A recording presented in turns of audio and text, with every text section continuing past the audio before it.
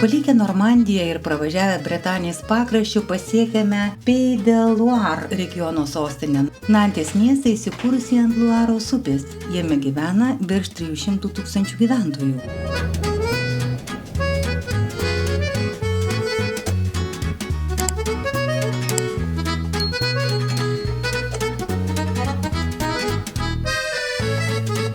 Pirmiausiai užsukame pažiūrėti į unikalų meninį projektą Mechaninį dramblį.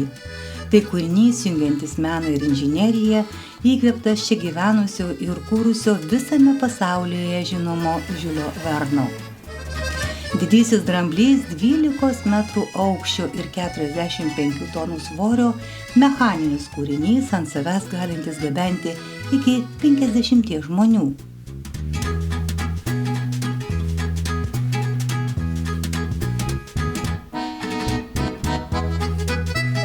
Miesto centre stūkso 15 amžiaus Bretanės hercogų pilis su įspūdingais įtvirtinimais ir renesanso stiliaus rezidencija, kurioje vyko daug įdomių įvykių.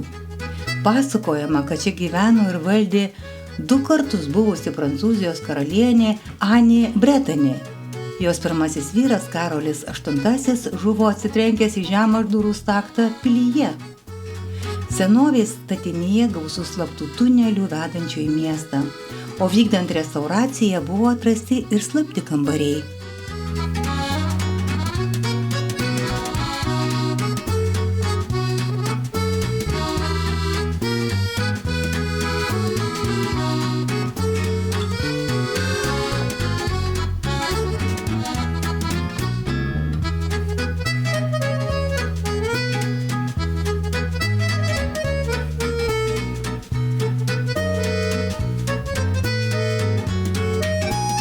Nantis didžiuojasi savo Le Pombre XIX amžiaus prekybos galerija.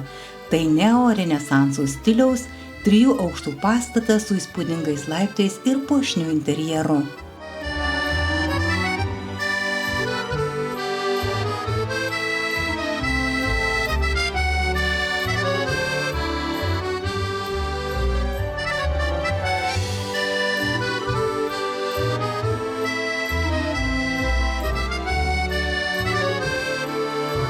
Judame į Naująją Akvitaniją. Tai didžiausias administracinis regionas Prancūzijoje su sostinė Bordo. Bordo išskirtinis Prancūzijos miestas, garsėjantis savo istoriją, kultūra ir vyno tradicijomis. Tai pasaulinė vynų sostinė, aplink miestą daugybė vynuogynų ir vyno daryklų. Mieste apstu vyno rūsių ir degustacijų. Čia pastoviai vyksta vyno mugės ir festivaliai. Bordo turi labai modernę tramvajų transporto sistemą, bei, kaip ir visoje Prancūzijoje, labai gerai išvystytą dviračių transporto infrastruktūrą.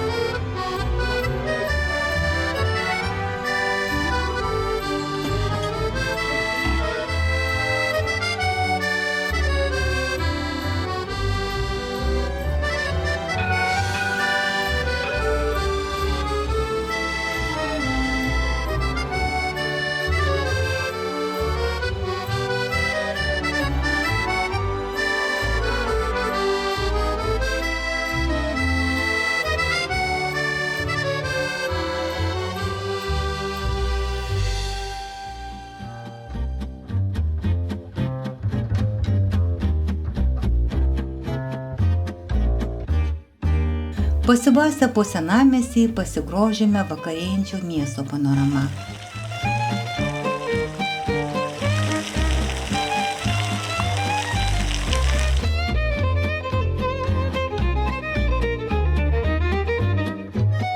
Prabudus sulaukėme svečių.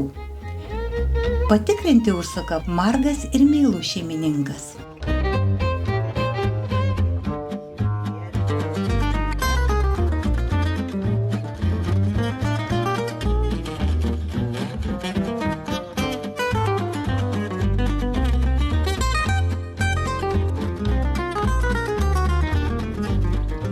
Šiandieną vykstame į vieną iš daugelio vyninių esančių už keliolikos kilometrų nuo Bordo. Internete gausu pasiūlymų organizuojamiems vyninių lankymams iš turizmo agentūrų.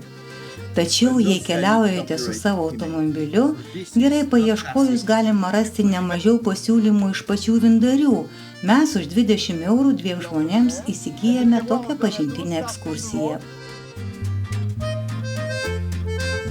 Lengvai atvykus į vyninę randame dar 2 britus, su kuriais vedami vyninės šeimininko aplankome vynogynus.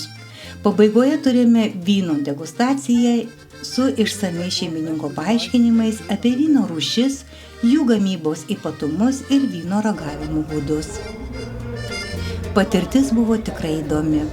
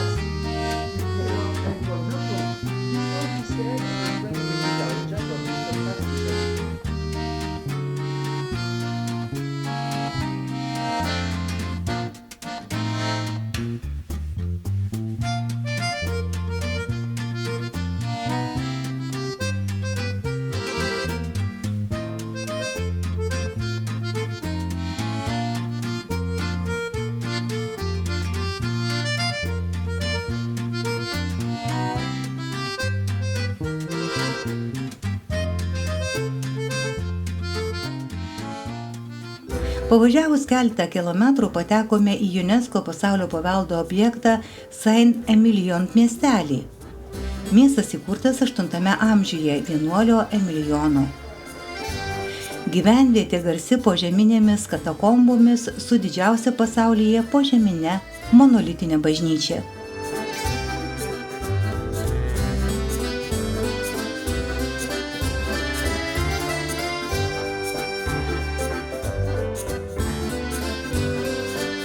Miestelėje gausu prestižinio vyno rūsių bei vyno parduotuvių, kur galima įsigyti vyno nuo 3 iki 5 tūkstančių eurų už butelį. Tai vienas garsiausių vyno regionų pasaulyje, kur vyno gamybos tradicijos puoselėjamos nuo romėnų laikų. Čia įsikūrusios garsios vyno daryklos, veikia griežta vyno klasifikacijos sistema ir griežtai laikomasi tradicinės vyndarystės technikos. Apylinkėse vynogės auga 5,5 tūkstančiuose hektarų. Auginamos garsios Merlot ir Cabernet Franc vynogių veislės. Vynogės auga kalkakmedžio dirvožemyje ir derlių duoda iki 50 metų.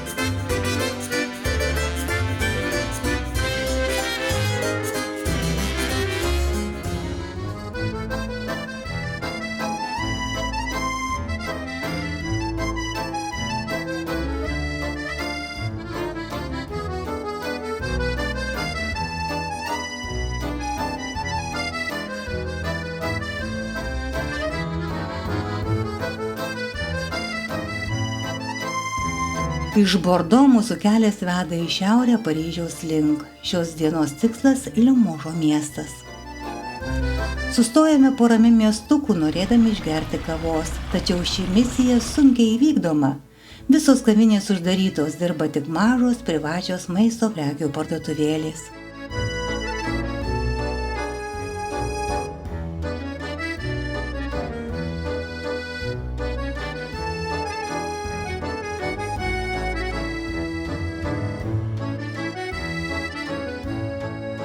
Miestelyje su sunkiu pavadinimu Aubertare Sundrone norime apžiūrėti požeminę 12 amžiaus Švento Jono bažnyčią, kuri iškalta 27 metrų aukščio oloje. Eidami siauromis gatvelėmis matome daug senovinių automobilių. Čia susirinkę apylinkėse gyvenantis antikvarinių automobilių savininkai bendrauja tarpusavyje, o vėliau visi spausdami įvairiausius automobilių garsinius signalus išsiskirsto iki sekančio karto.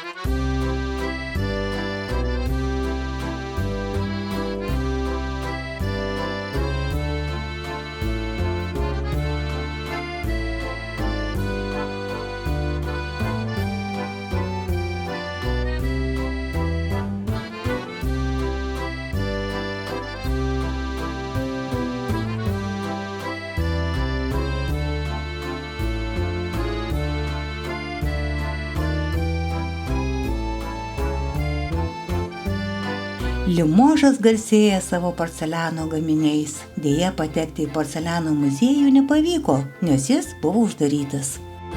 Atvažiavę į Limožą vėl susidurime su pavalgymo problema. Visos kavinės ir restoranai sekmadienį užsidaro nuo 15 valandos. Šiaip netaip randame vieną veikiantį pubą, kur galime užsisakyti kažko valgomo. Vėliau pasivaikštome po Limožo senamiestį, užsukame į pilį ir jos sodą.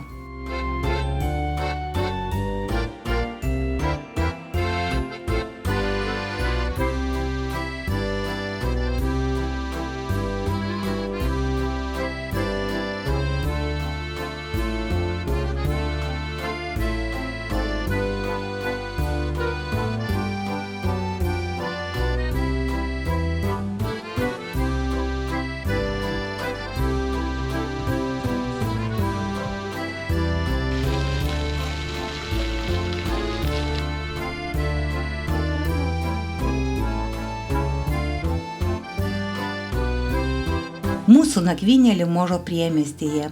Atvažiuojame į puikų namą su dideliu ir gražiu sodu. Šeimininkė aprodo mums išskirtą visą pirmą aukštą su tvarkos prižiūrėtoja.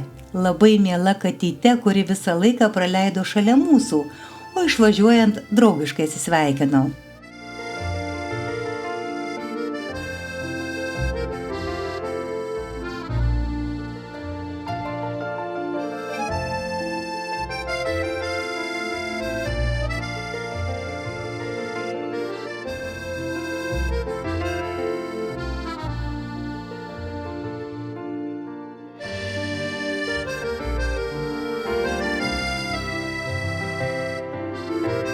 Kelias veda link įžymiųjų Luaros slėnio pilių. Pakeliui labai daug dvarų, kai kurie pastatai apleisti, kiti restauruoti ir labai puošnūs.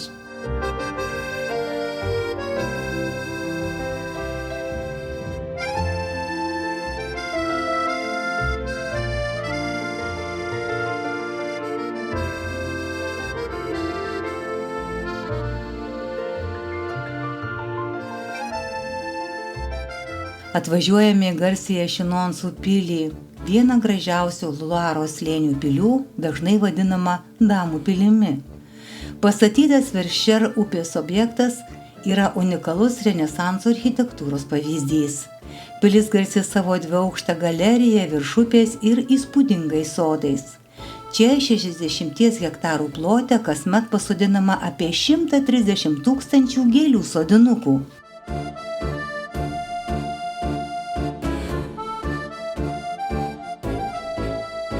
Su pilimi siejamos garsios Prancūzijos damos Katerina Bicornet, kuri pradėjo pilies statybą.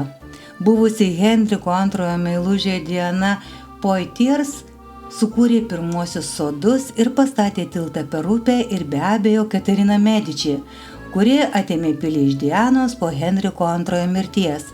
Pastatė galeriją virš tilto, čia rengė prabangius pokelius ir iš čia valdė Prancūziją. Pirmojo pasaulinio karo metu pilyje veikė karo ligoninė. Per Antrąjį pasaulinį karą pilis buvo pasipriešinimo judėjimo vieta. Galerija virš upės buvo naudojama kaip tiltas tarp okupuotos ir laisvos Prancūzijos zonų.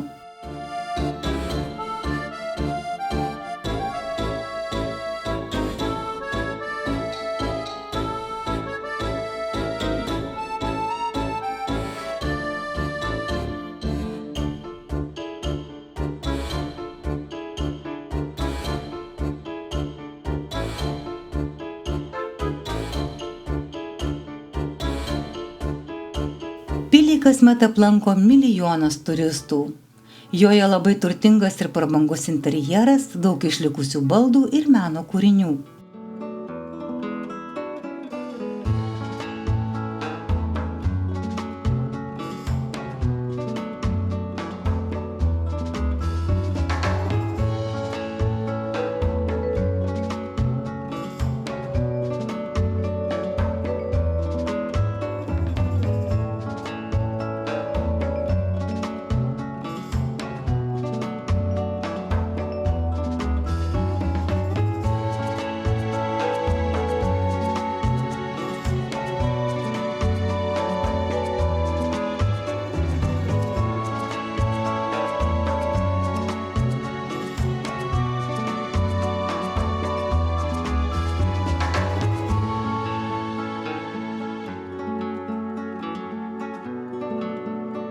Į Tours miestą atvykstame vakarėjant. Skaniai pavalgę, paklaidžiojame po jaukias senamiesčio gatveles.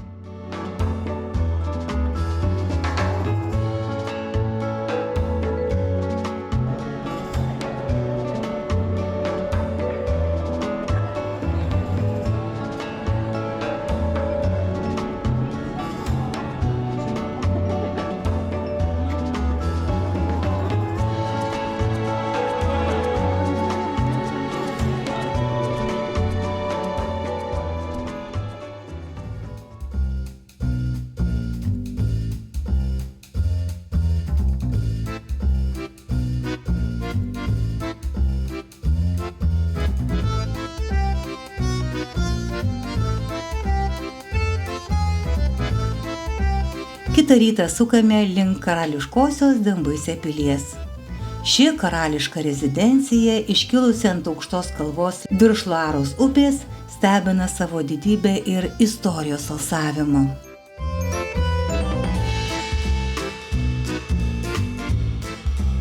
Įspūdį daro jau pats patekimas į pilį, per unikalų arklinį taką, kuriuo kadaise į pilį jodavo raiteliai.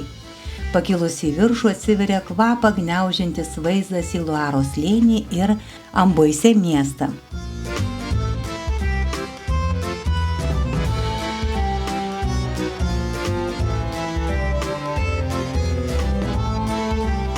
Ypatingą dėmesį pritraukia Švento Huberto koplyčia, tikras gotiko šedevras. Būtent čia ilsisi Leonardo da Vinci palaikai. Stovint šalia jo kapo plokštės, sunku nesijaudinti, juk čia palaidotas vienas didžiausių visų laikų genijų.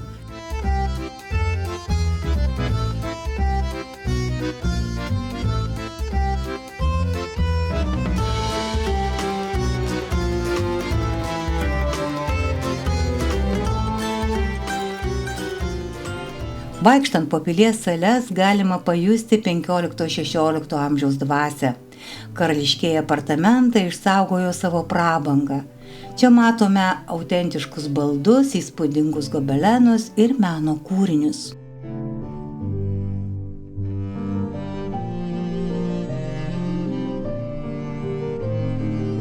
Išeinant iš pilies sunku nepagalvoti apie visus tuos istorinius įvykius, kurių liudininkė ji buvo nuo karališkųjų vestuvių iki politinių sąmokslų, nuo Leonardo da Vinci eksperimentų iki revoliucijos dramų.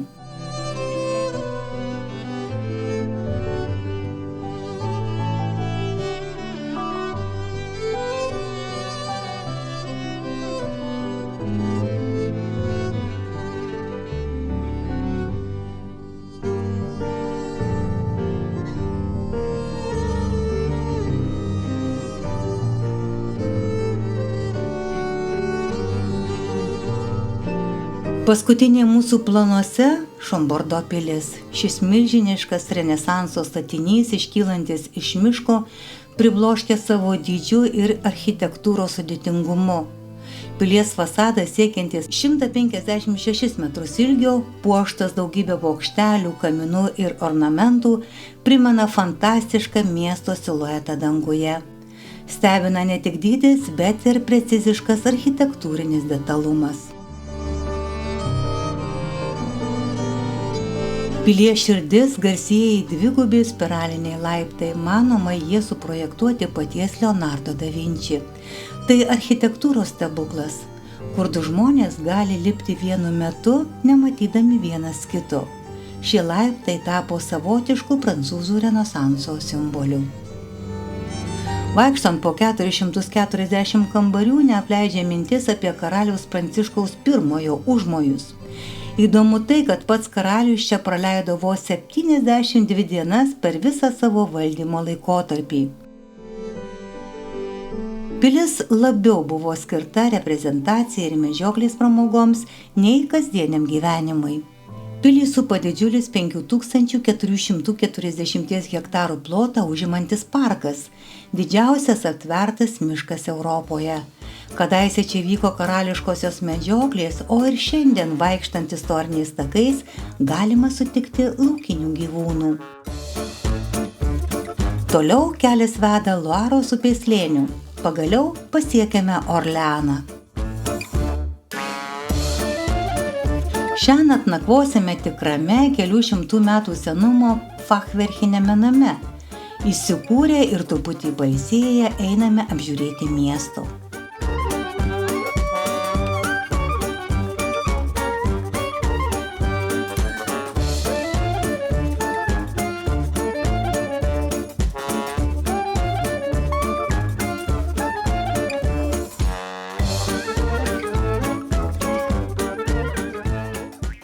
Orleano širdyje iškilusi įspūdinga Švento kryžiaus katedra iškart patraukė dėmesį savo gotikiniais bokštais.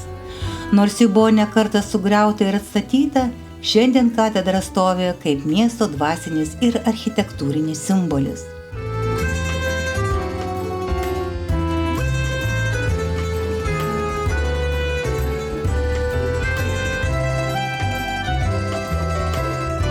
Žanos d'Arc dvasia jaučiama kiekviename žingsnyje.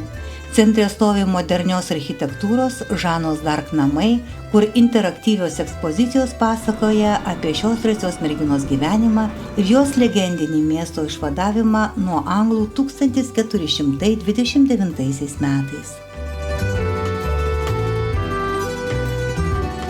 Martroj aikštėje stovi įspūdinga Žanos d'Arc raitelės statula. Miesto centre dar galima pamatyti išlikusias senasias gynybinės sienas ir vartus, menančius tuos laikus, kai miestas buvo svarbus strateginis punktas. Luaros krantinė ypač maloni vieta pasivaikščiojimams.